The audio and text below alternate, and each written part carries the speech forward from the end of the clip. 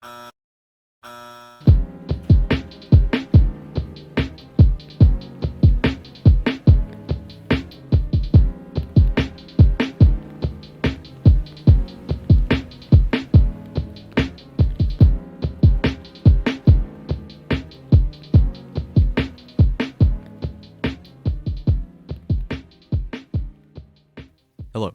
and welcome to the podcast, episode 20, where today we're going to be discussing Paranormal Activity. Welcome to the podcast Halloween special. Now, compared to other people, when they do Halloween specials, this one's different because it's the middle of August. So, Paranormal Activity. No, I'm not talking about the movie. I told someone that I would be talking about Paranormal Activity, and they said the movie. I said the what? They said the movie. I said no. I didn't even know there was a movie called Paranormal Activity.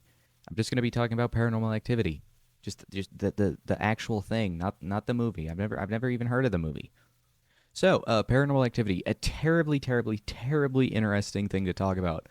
I personally am very interested in it, not in a weird way or anything. Like I'm not one of those people that absorbs my whole ego is Paranormal Activity, but it is something that I do find extremely interesting. Mainly because out of all the things on Earth that we perceive as normal, Paranormal Activity is one of those things that really just stands out as unnormal. That's why it's called paranormal. So the kinds of paranormal activity that I will be talking about will really just be anything, or at least to the best of my abilities. I will talk about possession. I will talk about paranormal activity in general, talking about ghosts. I'll be talking about all the things that will make a 3-year-old cry. Now, you have to be on this earth a little while, and you have to go to a lot of places to have seen some paranormal activity. Now, I really haven't. I haven't seen a lot of things in my life, or I have, just not a lot of things where paranormal activity is the most abundant, or at least been recorded the most.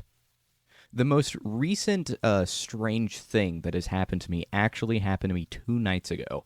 I was reading a book in bed, and at nighttime, that's not a fun time for weird things to happen because you'll have to turn the light on. But anyway, no, the light was on when this happened. I was reading a book, and for some reason, I just looked away from the book and to the side. And nothing unusual happened when I was looking to the side. And then something made me look at my camera bag.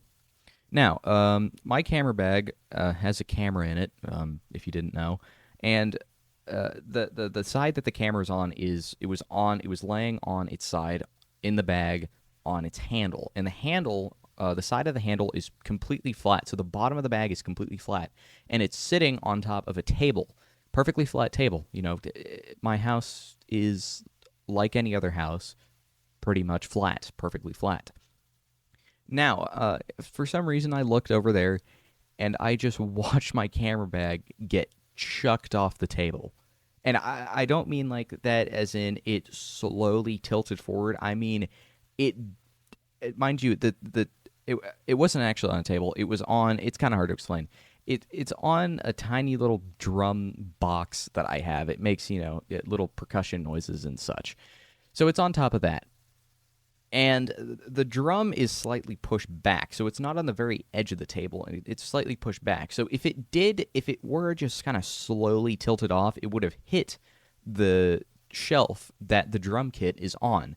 But it didn't. It literally got chucked off and landed in the middle of my floor. And what? Explain that, please, because that's not normal. That's paranormal. That's really paranormal, man. Interestingly enough, that is really the most strange thing that I have ever witnessed, and to think that it happened only 2 nights ago is kind of concerning, because that means I may have a poltergeist on my hands. It may be looking at me right now. Excuse me, Mr. Poltergeist. Please don't chuck anything off. Sorry, I was just letting him know not to do anything else. I said it rather politely, so don't worry. But anyway, a few things else. I've witnessed a few things else. Now that I really think about it. I was once at a house, and I could have sworn that I saw a hand, reach behind the corner, very very ghostly and white and glowing hand. But it was very brisk, and it was practically out of the corner of my eye. So that could be just written off as a figment of my imagination, which I do believe it was. But the thing is that in that very house there were a lot of things down there that were very old and had a history of being around people that are now dead. So well, you just never know. But don't take it from me. Take it from www.esquire.com/news-politics/A39179/5 dash real dash life dash horror dash stories slash. What does this mean? It means that I'm going to read some very short horror stories that supposedly are true. I looked up short true horror stories, and this was what came up. So I'm gonna read some to you. In Colombia, the Hotel de Salto has more stories as one of the most haunted places on Earth, more than it does actual tenants. Turned into a museum, the hotel was designed. Wait, wait a second. Okay, this is a major typo, I think. This doesn't seem like English. I'm just gonna go away from my History Channel voice. Turned into a museum, the hotel was designed by Okay. Turned into a museum, the hotel was designed by architect Carlos Arturo Tapai back in 1923, overlooking the Tecum Tech the falls. The views. Okay, I'm just gonna stop. The views were said to be spectacular, but guests kept getting a little too close to the falls. Translated to Hotel of the Leap, the Hotel de Salto is full of stories of people leaping to their deaths. According to local legend, the indigenous Musica tribe escaped from the Spanish colonizers by leaping off cliffs some centuries before. Sounds like possession to me, but not demonic possession. Again, I have no idea if any of these are true. I won't do piracy, because that's wrong. So I'll do one more if I can find a really short one. Florida devil worshipping. Sure, we'll do some satanic rituals or read about them. I don't condone Satan. Friends noticed that Danielle Harkins, a 35-year-old school teacher near St. Petersburg, Florida, started acting strangely in June of 2012, developing an interest in demonic rituals. School teacher, demonic rituals. Sounds like the school district would have fired her by now. Soon after, she was arrested for abuse of seven. Okay, so arrested for abuse of seven of her former students, as the Tampa Bay Times reported. Danielle Harkins told the kids they needed to rid their bodies of demons as the group gathered before dusk Saturday around a small fire near the St. Petersburg Pier. They should cut their skin to let the evil spirits out. Holy moly. Again, I don't know if any of this is true. I'm going to assume. Oh, they actually provided a link. Holy crap! Good for you, Esquire. Very good for you. Wait, is it Esquire? Okay, Esquire, you are genuinely one of the best online news articles that I've read. Tampa Bay Times, June 14th, 2012. Woman arrested on child abuse charges after bizarre cutting and burning ritual. This is terribly interesting. By the way, this is the only episode that I've ever done where I have not done any research at all. I'm going into this completely blind. Yeah, this is very interesting. Again, this is obviously this happened. Otherwise the Tampa Bay Times wouldn't have reported on it. Now, whether this woman was actually demonically possessed leaves some to be desired, because we just don't know. Whether she's actually demonically possessed or simply a crazy person, that we'll just have to leave that to our imaginations. I personally cannot wait for when we invent technology that can perfectly read people's minds to see if they are actually crazy or not. One day, hopefully, one day we will come up with a technology that does that. Hopefully in my lifetime too, because I would really genuinely like to see that. That is one of the most technologically advanced things that I 100% condone. Now, again, I don't want to be I don't want to do piracy, so I'll just read one sentence and leave you on a cliffhanger. I'll catch a glimpse of her thigh and think that sure looks tasty. Anyway, moving on. I wanna compare true, quote unquote true horror stories compared to fake ones. Best, one of, if not the best places to find um, fictional horror stories is the series Scary Stories to Tell in the Dark. I have the full trilogy. Very, very, very good series. I highly recommend you read all of them. But if you're so bad at reading that you can't even see the words, some movies that you could watch include The Shining, The Shining, The Shining, It, The Shining, Christine, The Shining. I think you get my point by now. Pretty much the best entertainment, or rather, fictional horror author there is Stephen King. He is the master of all of the everything that includes horror.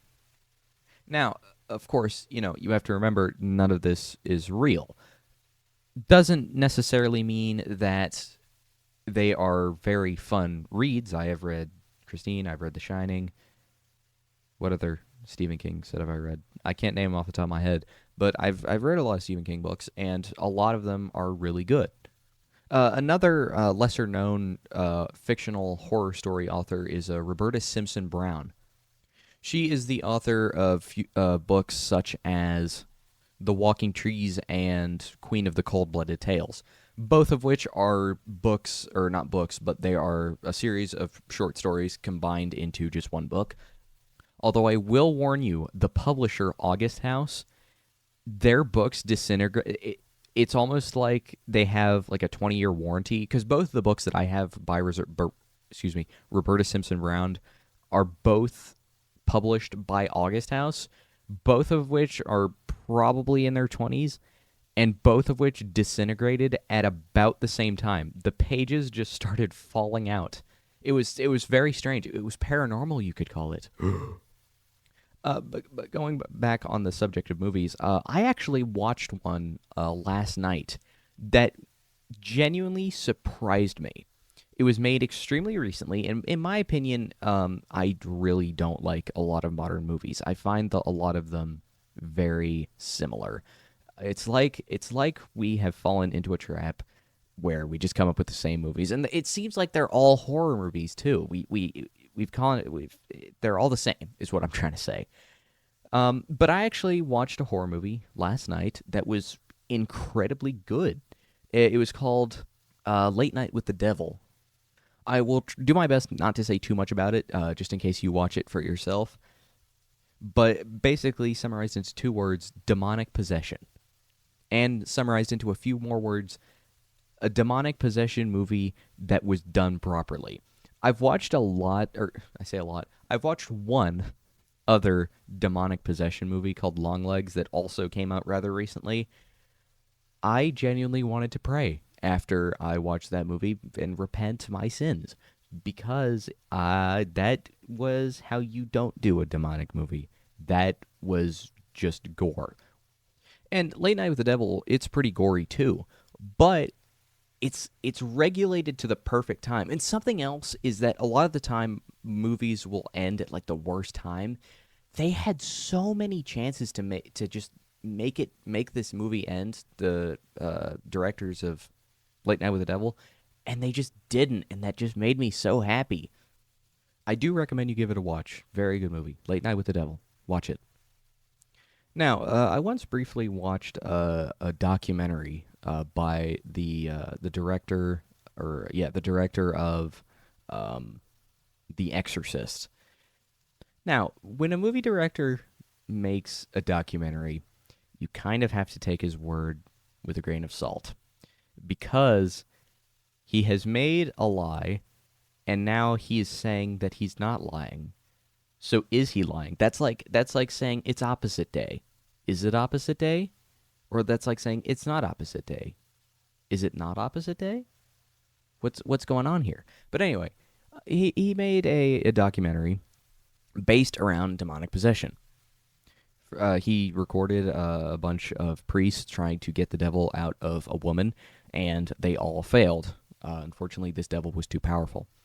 So, basically, to make a long story short, he meets up with the Exorcist director, meets up with this woman in Italy, some church, and then the woman starts like crawling up the walls. But he said, unfortunately, I didn't have any footage of this. So I don't believe him, but I also don't believe him. Sure, while it's completely possible that she could have just started Spider-Manning her way up the walls of this church, of this holy place, I highly doubt it. Now, don't get me wrong, if you haven't noticed already, I completely believe in paranormal activity. I believe that ghosts are real. I believe that possession is real. I completely understand people that don't believe that it is real. But in my opinion, there is much more evidence that it is real than it isn't real. It's also more fun to believe in paranormal activity. Like, not believing paranormal activity, that's just boring. I'm going to pull up another article from Live Science. It's called Are Ghosts Real by Benjamin Radford. October 6, 2023. I think I see why he made this, because it was in October. But anyway. If you believe in ghosts, you're not alone. Okay, yeah. I thank you for reassuring me. Okay, never mind. This article sucks. I was just gonna skip to the end and say, I was expecting a reasonable conclusion, but ultimately, ghost hunting is not about the evidence at all.